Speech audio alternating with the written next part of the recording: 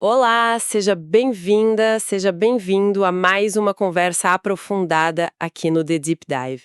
Hoje a gente vai mergulhar num assunto que, nossa, tira o sono de muita gente que trabalha com NLP. O fine-tuning de modelos como o BERT. Ah, sim. Sabe aquela promessa incrível de poder que esses modelos têm? Mas aí quem já colocou a mão na massa sente aquela frustraçãozinha, né? Por que que às vezes rodando o mesmíssimo código, só mudando uma sementezinha aleatória, o resultado muda tanto? Essa instabilidade é um problema clássico, infelizmente. E é bem isso que a gente vai investigar hoje, né? Como é que a gente pode fazer esse processo de ajuste fino, o fine-tuning do BERT e de outros modelos parecidos, ser mais estável, mais confiável no fim das contas? Exato. Para entender isso melhor, a gente deu uma boa olhada em vários materiais, artigos de pesquisa que foram fundo mesmo na questão da instabilidade. Tipo, tem um trabalho super importante do Mosbach e colegas lá de 2020. Uhum. Vimos também guias práticos de otimização, sabe? Usando ferramentas tipo Optuna, CyanoTune e, claro, trabalhos acadêmicos sobre otimização de hiperparâmetros, exemplos de aplicação real. Análise de sentimento ucraniano, benchmarking para tarefas de pergunta e resposta, um pouco de tudo. Legal. Então, a nossa missão aqui hoje não é só apontar o dedo para o problema, né? É tentar entender por que essa instabilidade acontece e, o principal, que estratégias a gente pode tirar dessas fontes todas para ter resultados mais consistentes e, quem sabe, até melhores, né? Perfeito. É isso aí. E para começar, acho que o primeiro passo é entender bem a cara desse problema, a natureza dessa instabilidade. Vamos lá, então. O artigo do Mosbach que você mencionou, ele é um bom ponto de partida para isso, certo? Eles detalham bem o cenário. Sim, muito bom. Eles fizeram exatamente o experimento que você descreveu. Pegaram modelos como Bert, Roberta, Albert e treinaram várias vezes. A única coisa que mudava era a semente aleatória, a random seed. E aí? E aí vira uma variação tipo enorme no desempenho, especialmente em algumas tarefas do Benchmark GRU, que é um conjunto padrão de testes, né? Tarefas como RTE, MRPC, COLA, elas são conhecidas por serem meio sensíveis. Uhum. E eles criaram até um termo para isso, failed runs, que a gente pode traduzir como execuções falhas. E o que seria uma failed run? Basicamente, é quando o modelo, depois de passar pelo fine-tuning, acaba com desempenho igual ou até pior do que um classificador super simples, sabe? Tipo um que só chuta a resposta mais comum no dataset. Ou seja, o modelo simplesmente não conseguiu aprender nada útil para aquela tarefa específica. Falhou mesmo. Nossa. E imagino que na época surgiram várias explicações para tentar entender por que isso acontecia, né? O artigo dele chegou a investigar essas hipóteses mais comuns? E investigou sim. Eles focaram em duas que eram muito citadas. A primeira é o tal do esquecimento catastrófico, o catastrophic forgetting. Ah, esse é famoso. A ideia de que o modelo esquece o que aprendeu antes, né? Isso. A teoria é que, ao se especializar demais na tarefa nova do fine-tuning, o modelo perde aquele conhecimento geral que ele tinha do pré-treinamento, tipo como prever palavras que faltam num texto. Faz um certo sentido inicial, né? Mas o estudo deles confirmou isso. Então, a análise do Mosbach e da equipe dele sugere que o esquecimento catastrófico é mais um sintoma do que a causa raiz da instabilidade nessas execuções que falham. Ah, interessante. Como assim? O ponto-chave é que essas execuções que dão errado, na verdade, elas nem chegam a aprender direito a nova tarefa. A perda, o erro do modelo na tarefa de fine-tuning quase não diminui. Isso indica que tem uma falha mais básica ali, uma falha na otimização do modelo para a tarefa nova. E é essa falha na otimização que acaba levando a esquecimento do conhecimento antigo, principalmente nas camadas mais de cima do modelo. Entendi. Nossa, muda a perspectiva. Não é que ele esquece e por isso não aprende. É que ele não aprende direito e, como consequência, acaba esquecendo. Certo. E a outra hipótese? Dados pequenos, imagino. Sempre levam a culpa. Com certeza. Essa era a outra grande suspeita. Muitos datasets usados para fine-tuning, como vários do GLU, são relativamente pequenos. E aí, claro, a culpa cai neles. Mas o Mosbach e o pessoal foram lá testar isso na prática. E como foi esse teste? Eles pegaram alguns datasets tipo COLA, MRPC, QNLI e diminuíram eles artificialmente, deixaram só com 1000 exemplos cada. E o que aconteceu? Aí vem a parte mais legal.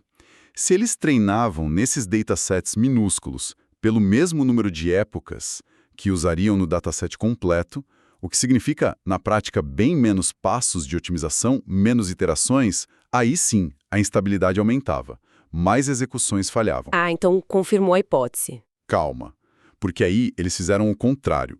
Treinaram nessas mesmas 1000 amostras, mas garantindo o mesmo número total de iterações que teriam no dataset completo.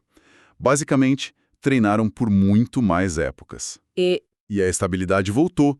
O desempenho final ficava um pouco pior, claro, porque tinha menos dados para aprender, mas a variação entre as rodadas diferentes diminuía drasticamente, voltava a ser parecida com a do treino no dataset completo. uau! Peraí, isso é muito contraintuitivo. Então, o fator decisivo para a estabilidade não é tanto o tamanho do dataset em si, mas o número total de passos de ajuste que o modelo faz. O número de iterações. Exatamente. Parece que o número de iterações e, por consequência, como a taxa de aprendizado se comporta ao longo dessas iterações é muito mais importante para evitar essas falhas de otimização do que só o volume de dados. Certo. Ok, então se as causas mais óbvias, tipo esquecimento ou tamanho do dataset, não são bem a raiz do problema, o que realmente está pegando ali por baixo, nessas execuções instáveis? Qual é o pulo do gato que o estudo de Mosbach encontrou? Eles apontaram para duas causas principais, e as duas têm a ver com a dinâmica do treinamento mesmo. A primeira, e talvez a que tem mais impacto, são as dificuldades de otimização logo no comecinho do processo. Como assim, no começo? As execuções que acabam falhando tendem a sofrer com gradientes que desaparecem, sabe? O vanishing gradients. O sinal de erro não consegue se propagar direito para trás para ajustar os pesos, especialmente nas camadas mais de baixo do modelo e bem no início do fine-tuning. É como se o ajuste travasse logo de cara nessas partes iniciais. E isso eles viram acontecer no Bert, no Roberta, no Albert. Entendi.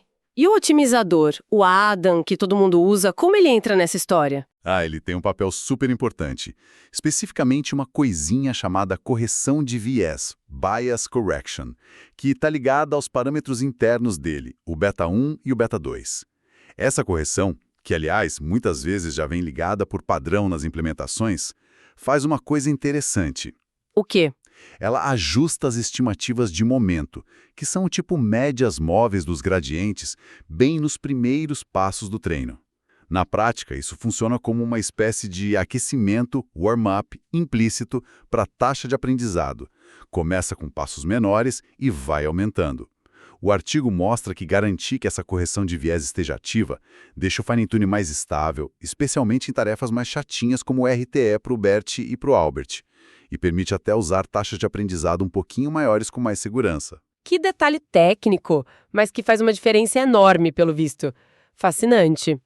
E você disse que eram duas causas principais. Qual é a segunda? A segunda tem a ver com diferenças sutis na capacidade de generalização do modelo. Generalização, tipo como eles se saem em dados que nunca viu antes? Exato. O estudo percebeu que, mesmo quando você tem diferentes rodadas de fine-tuning, que otimizam super bem a função de perda, nos dados de treino, tipo, chegam a valores de erro baixíssimos e quase idênticos, elas ainda podem ter desempenhos diferentes nos dados de validação, ou seja, generalizam de forma diferente. Mas isso não seria o famoso overfitting? Treinar demais e começar a decorar os dados de treino? Não exatamente da forma como a gente costuma pensar. O overfitting clássico geralmente é quando o erro no treino continua caindo, mas o erro na validação começa a subir. Aqui, o que eles viram é diferente. Mesmo com erros de treino muito parecidos e super baixos, perto de zero, a performance na validação ainda variava entre as rodadas. E a sugestão deles é que o overfeed não é o vilão principal aqui. Na verdade, eles até sugerem que treinar por mais tempo, até o erro de treino ficar quase zero, pode ser até bom para a estabilidade. Vai contra aquela ideia de parar o treino mais cedo. Que curioso. Parece que diferentes rodadas podem acabar em vales diferentes na superfície de perda. Vales que são igualmente profundos nos dados de treino, mas que têm características diferentes quando se trata de generalizar para dados novos. As visualizações que eles fizeram na superfície de perda meio que mostram isso. As execuções ruins ficam presas em uns vales meio isolados, enquanto as boas encontram outros mínimos. Entendi. Então, temos problemas logo na largada, com a otimização inicial e os gradientes, e também na chegada, com a generalização, mesmo quando o treino parece ter ido bem. Certo. Agora, a pergunta de $1 milhão. Como é que a gente usa tudo isso para fazer o fine-tuning parar de ser essa roleta russa? Felizmente, o próprio artigo do Mosbach já dá um caminho. Eles propõem uma abordagem de base, uma baseline, que até é surpreendentemente simples, mas ataca justamente esses pontos que a gente discutiu. Ah, ótimo. Qual é a receita? A receita básica deles é, primeiro, usar taxas de aprendizado pequenas. Aquele valor clássico de 2E-5 é um bom ponto de partida.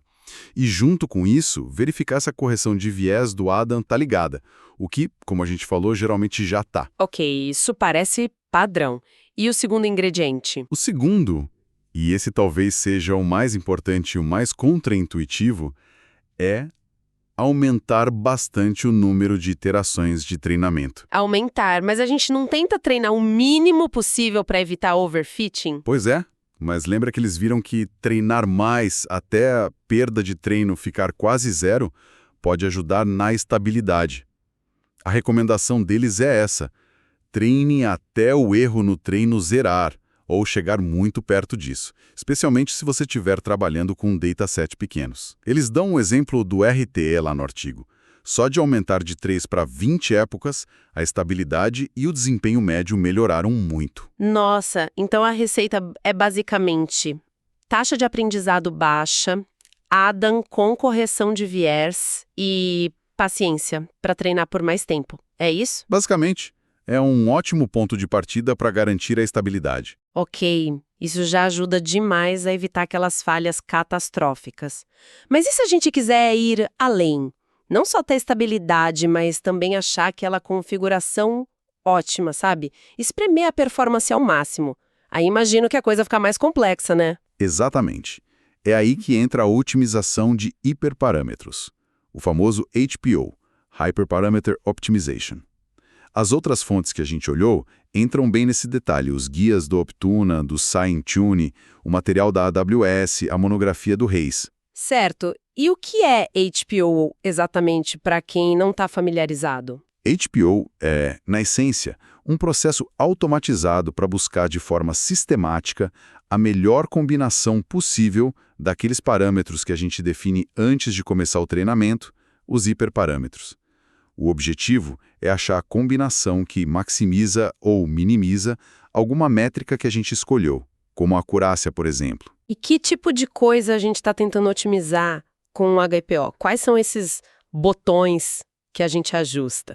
A lista pode ser grande, mas os mais comuns são a taxa de aprendizado, learning rate, claro, o tamanho do lote, batch size, o número de épocas de treino, mas também detalhes do otimizador, como aqueles betas do Adam que a gente falou, ou o momentum, se você usa SGD, parâmetros de regularização também, tipo dropout ou weight decay, enfim, qualquer ajuste que você faz antes de apertar o play no treinamento. E para fazer essa busca, tem várias técnicas.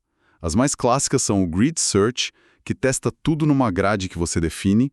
É completo, mas, nossa, fica caríssimo computacionalmente se tiver muitos parâmetros. Imagino. O Random Search muitas vezes é mais eficiente porque ele só sorteia combinações aleatórias dentro do espaço que você definiu. E aí tem abordagens mais espertas, como a otimização bayesiana, que tenta aprender com os testes anteriores para focar em áreas mais promissoras, e métodos como o ASHA, que o artigo do Scientune usa bastante. O ASHA é legal porque ele consegue identificar e jogar fora configurações ruins bem rápido, economizando tempo e dinheiro. Certo. E como a gente faz isso na prática, sem ter que programar tudo do zero? Tem ferramentas para ajudar, né? Felizmente sim. É aí que entram ferramentas como o Optuna, que aparece no guia da Hugging Face e num vídeo sobre SetFit, e o Scientune, que a AWS apresentou num blog post. Elas ajudam a automatizar e gerenciar todo esse processo de HPO. A monografia do Reis também mostra como integrar isso com frameworks tipo TensorFlow. Poderia dar um exemplo de como seria usar uma ferramenta como Optuna? Qual o passo a passo? Claro. O guia da Hugging Face com Optuna dá uma ideia boa. Primeiro, você define uma função que sabe como criar e treinar seu modelo.